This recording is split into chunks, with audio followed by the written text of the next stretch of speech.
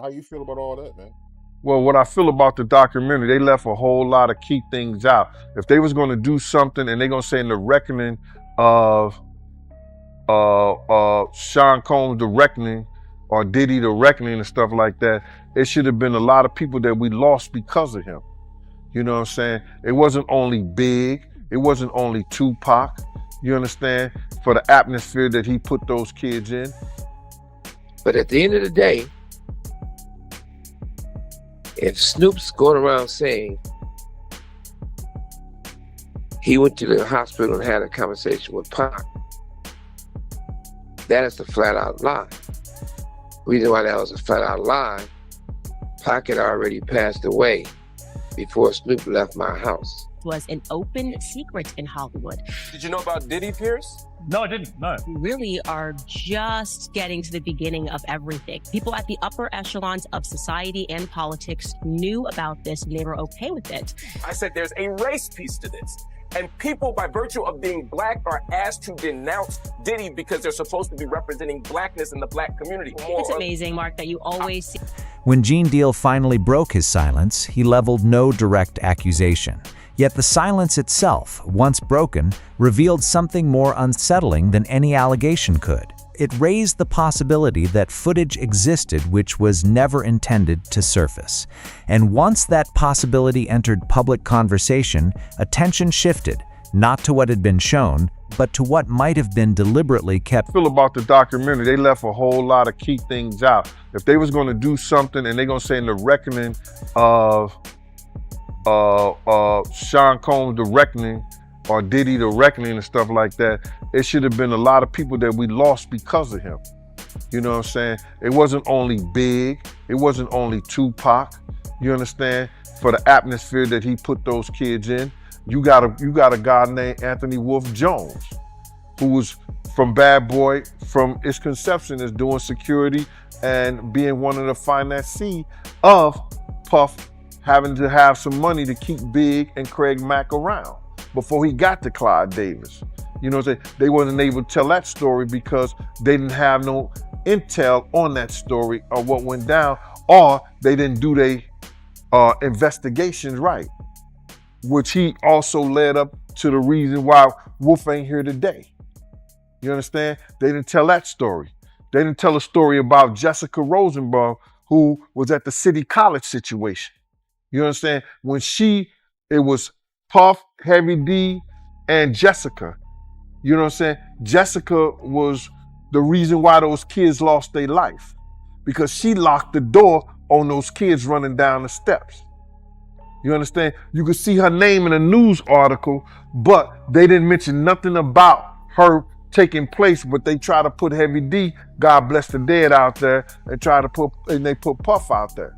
You know what I'm saying? She should have been the main one because she is the one who locked the door on the kids. You understand? She is the one who locked the door on the kids, and all those kids lost their life. Had she not locked those doors, not one kid would have lost their life. Not one kid would have lost their life.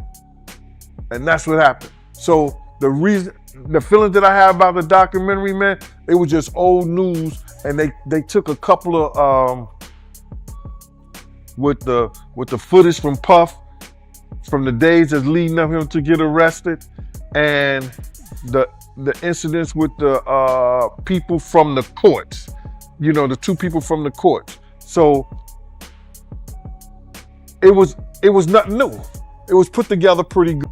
The most damaging evidence in modern scandals is rarely uncovered by investigators. It's often created by the subject themselves. In this case, the footage at the heart of the controversy wasn't leaked by adversaries or seized by authorities. It was reportedly filmed voluntarily, during a period when confidence ran high and control felt assured, a time when Sean Diddy Combs, according to these claims, believed any resulting narrative would ultimately work in his favor. That assumption, if true, shaped everything that came after. Once a camera captures intent, posture, and setting, control quietly passes from the person being filmed to whoever holds the footage. The takeaway is uncomfortable. Power doesn't always fall through exposure. Sometimes it falls through overconfidence. When self-documentation replaces discretion, who really controls the truth, the person on camera, or whoever eventually gets to interpret it? For was crazy, and they wasn't spending money like that. I'm talking about, you got footage, you got clothing, you got. I was doing footage. I had pictures, all the stuff that I had. You know, you could figure out a way to pay a brother and stuff like that. And then I was telling her about some prices that I've already received, and I had the invoices to show it. And then she was calling me like I was lying. I'm like, yo, who do you think you talking to? You know what I'm saying? And she was talking about, there's no way nobody paid. Nobody what? I say, first of all you people come with these documentaries and stuff, the first thing you tell me, y'all tell these people out here that y'all don't pay, and y'all pay. If you can make a picture look like $10,000, $15,000, you know what I'm saying? You can sit here and tell me that you're gonna pay me for my time sitting right down here with y'all. You understand? So then, one thing led to another, and I was like, yo, all right, well then, F you, I spoke to 50, and then she said 50, and this is exact words that came out her mouth. 50 does not determine what goes in and go out of this documentary. And he definitely don't pay, he determine what somebody get paid. It's not his documentary like that. I was like, oh, so if it's not his documentary and I spoke to him like that, I don't need to be doing nothing with you, because I'm doing this on the strength of him. But you gonna pay me if I do it. So it went back and forth, you know what I'm saying, for a little bit, and then they had Kirk Burrows giving me calls and everything like that. What are you calling me for? You know what I'm saying? I'm not. Get out of here. I know what kind of dude you is anyway. Me and you cool and everything, Kirk, but don't call me about no business with this stuff like that. And then what I found out is that he was making a deal, cutting a deal for himself as well as Tim. You understand? And I was trying to get a deal for all three of us. You understand? So that's how them industry cats go. That's what they do. You know what I'm saying? So I'm looking at it like this. So then he called me back again, and I told him, like, listen, man, don't you ever call my phone again, Kirk? You know what I'm saying? Because we had got into it about somebody calling him. He told me Groovy Lou called him and wanted to know why Gene's still doing this to Puff and everything like that. And I mentioned it on the Gene Deal show. You understand? I said something. Then he called me back. When Gene Deal spoke publicly, he offered no formal accusations, only implications, and those implications spread faster than any confirmed fact. As a former bodyguard with reported proximity to moments most people can only speculate about, his suggestion that not all footage made the final cut was enough to shake public perception. This is a dynamic the industry knows well. Silence can shield, but selective silence can just as easily implicate. The ethical tension is subtle but real. When someone wants close to power hints at unseen material, the burden shifts from evidence to imagination. In a media environment built on reaction, how much weight should an unverified suggestion carry? But at the end of the day, if Snoop's going around saying he went to the hospital and had a conversation with Pac, that is a flat-out lie. The reason why that was a flat-out lie, Pac had already passed away before Snoop left my house. Snoop came to my house, and he didn't volunteer to come out there. I called and told him, get your ass out here right now. He came to my house first. Tupac's mother was at my house. We walked back by behind the two pool houses, guest houses, and we had the conversation that I said last time. Snoop didn't throw up in no hospital. Snoop threw up in my backyard by the guest house, the pool house. Pissed me the fuck off. The thing he said about he was gonna name, if it's a boy, after Tupac, he said that in front of me and Tupac's mother at my house. For anything outside of that, who knows what he did when he left my house. But if he went to go visit Tupac, Pac was already gone. And he didn't have no conversation with Tupac. And if he would have had I don't believe he went there. because every person went to go visit Pac. It's pictures, it's footage. No matter who went, I had never seen any pictures or footage. But what I would say 1,000%, he did not talk to Pac. He didn't have a conversation with Pac. He had already passed away. What I would say 1,000%, Snoop and Tupac was not on great terms. What I would say, if you did all these things and you care about the homie Pac. Snoop Dogg's name entered this story not through documentation, testimony, or allegation, but through history. Decades in the industry have placed him at the crossroads of multiple eras, alliances, and rivalries, making proximity to major figures almost unavoidable, and neutrality hard for outsiders to read. During moments of industry-wide reckoning, familiarity is often mistaken for involvement, and simple longevity can start to look like circumstantial evidence in the eyes of the public. The implication isn't legal, it's cultural. As accountability movements widen their scope, do they sharpen our understanding of responsibility, or do they blur it by drawing in people whose only real offense is having been present? Suge, happy to have you back, my man. Man, I ain't with nowhere. I'm closer than you think. Yeah, man, I had to run it back. I mean, the people rock with you, so, you know, it was only right, man. So I gotta ask you, because over the years, man, there's been a lot of confusion. When Tupac got shot in Vegas, was Snoop at the hospital? So, Snoop didn't go nowhere near the hospital. So when it happened, as you know, for some strange reason, but now we know the real reason, Snoop did not attend the fight with us or the club, the after party at Club 662. And it was so crazy about that, we thought it was strange that he wasn't there. This is the first one he didn't attend. And according to Warren G and everybody else, now we know why he didn't. But to get straight to the point was this. I was at my house in Vegas, and I started calling Snoop, telling him, hey, what's up? You know, like it's something wrong with this situation. Pac in the hospital, come holler at him, come check on him.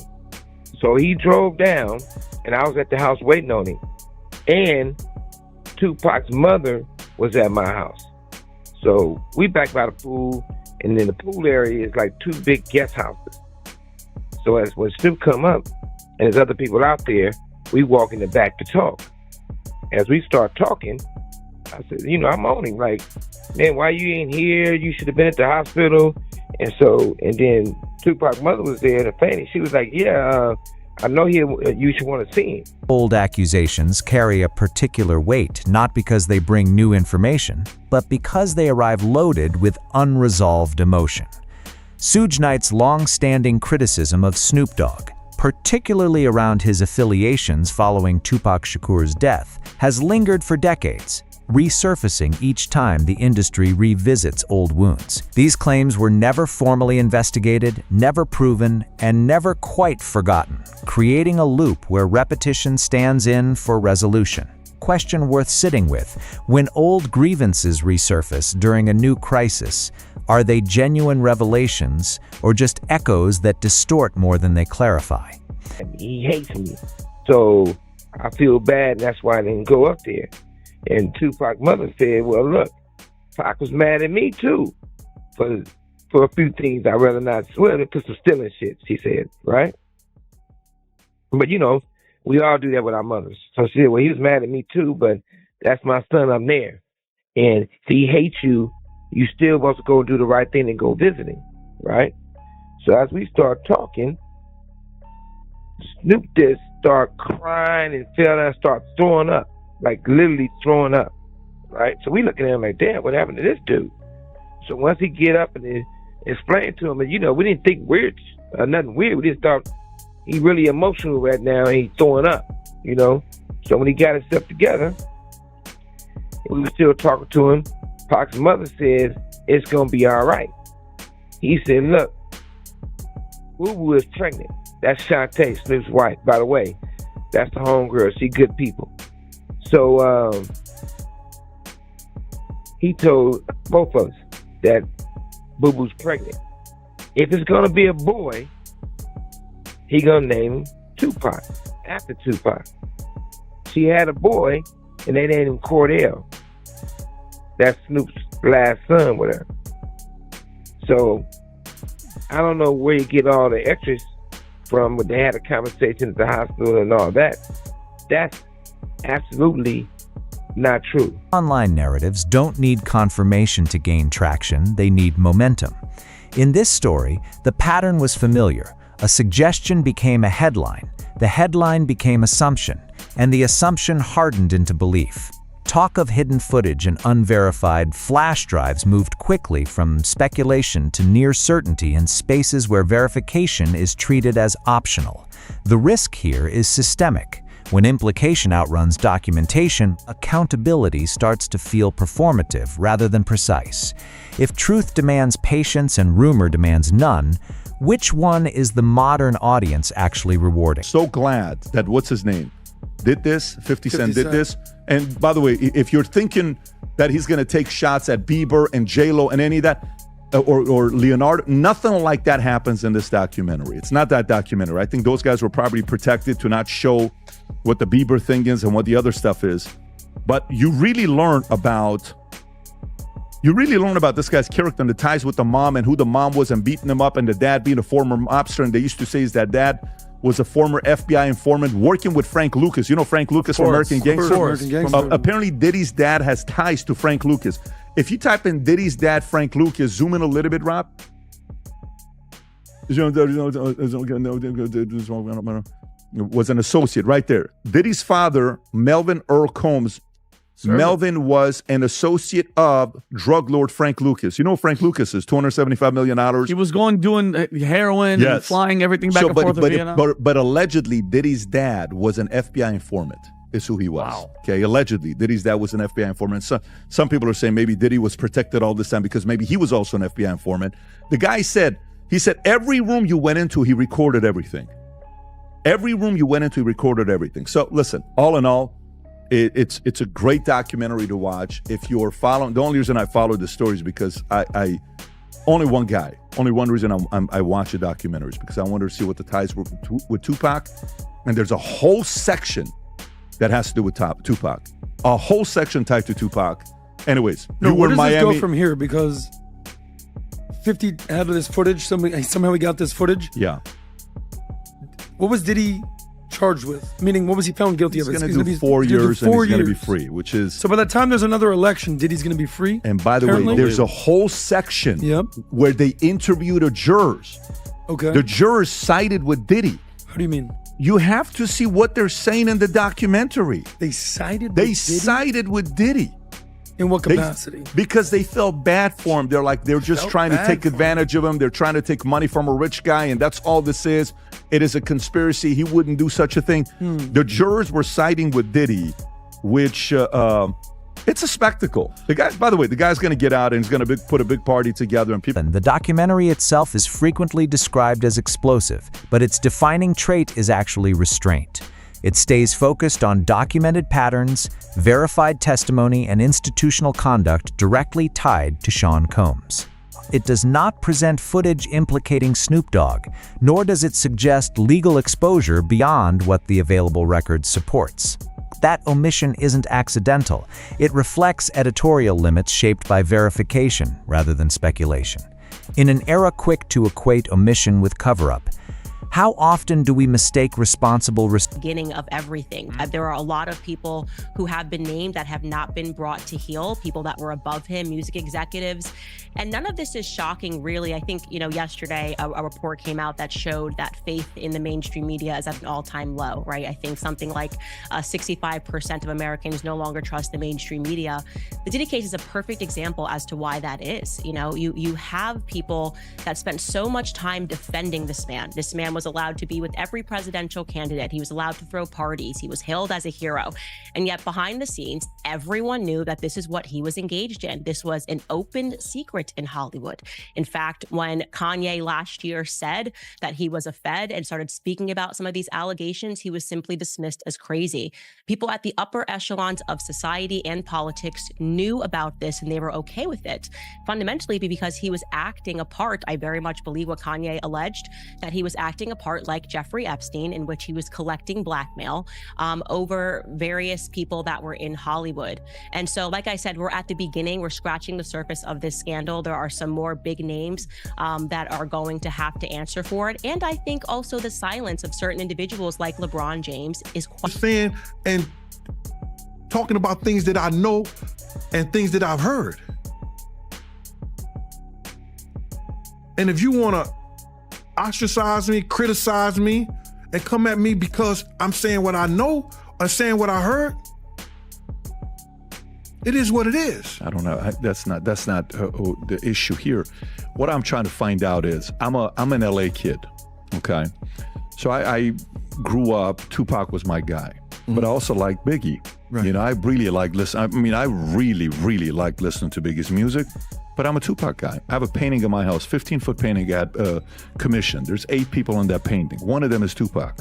It's Tupac, MLK, JFK, Abraham Lincoln, the Shah of Iran, Senna, Milton Friedman, and myself in the painting. That's the painting right there. You'll see right there. Tupac's in the back, and I'm speaking to him. I'm whispering to him, and we're laughing. We're enjoying each other's company. I've always been curious to know what happened and who took him out. And I've always had a feeling that the motive, when you think about where the motive would be to get rid of somebody, Diddy's always been on that list of being a motive. But let me go Don't you think it's higher than that, brother? Of what? Than Diddy? Meaning somebody higher than Diddy took out Tupac? Don't you think it would be higher than somebody like Diddy? You know what I'm saying? What would be the motivation, you understand, to give some street people $1 million when Tupac, before his death, was doing an audit on his company because he felt like